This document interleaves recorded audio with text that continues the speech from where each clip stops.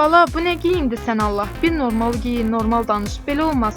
Niyə bir dəfə də olsun sözə qulaq asmırsan? Bu sözləri əsasən indiki valideynlərin dilindən daha çox eşidirik.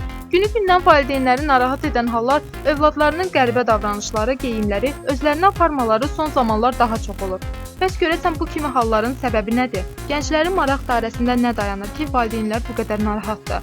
Müasir dövrdə gənclərin geyindiyi geyimlər, istifadə etdiyi tatuировkalar diqqət çəkir. Bunun əsas səbəblərindən biri də diqqət çatışmamazlığıdır. Amma çox vaxt gənclərimiz bu aksesuarların, simvolların mənalarını bilmirlər. Bu fikirlərlə psixoloq Zərifə Kərimli də razılaşır. Gənclər bu simvolların, misal üçün mismar formalı simvollar, kəllə sümüyü formalı aksesuarlardan istifadə edərkən onun mənalarını dərk etmirlər. Hansı ki, bunun mənasını dərk edən gənclərimiz də var.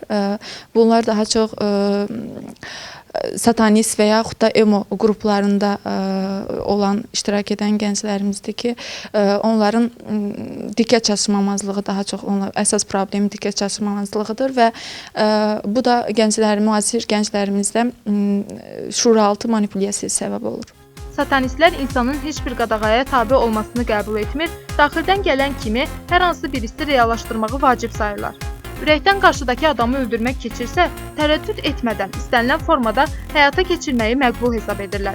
Satanizmə görə pislik insanın təbiətində mövcuddur və buna görə də o heç kimin qarşısında məsuliyyət daşımır. Məsuliyyət yoxdursa, onda kiməsə pislik etməmək üçün bir səbəb də yoxdur. Satanistlər insanı inkişaf etmiş heyvan hesab edir, cəmiyyətin meşə qanunları ilə idarə olunmasını istəyirlər. Güclülər zəifləri əzməlidir prinsip əsasında yaşayırlar.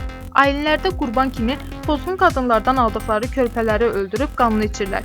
Satanistlərə görə səbəbindən asılı olmayaraq istənilən adamı hər hansı satanistin xoşlanmaması onun qurban kimi seçilməsinə əsas verir. Qeyd edək ki, satanistliyə qoşulanlar əsasən mənəvi cəhətdən boşluq hiss edən gənclər, narkotik alüdəçiləri, ailələrində pis münasibət görən uşaqlar, məktəb şagirdləri və universitet tələbələridir. Seçim təbii ki, sərbəstdir, amma baxır hansı seçimdə? Zümrüd Cavadova, Mir Tofiq Mirəlioğlu, Vizyon TV.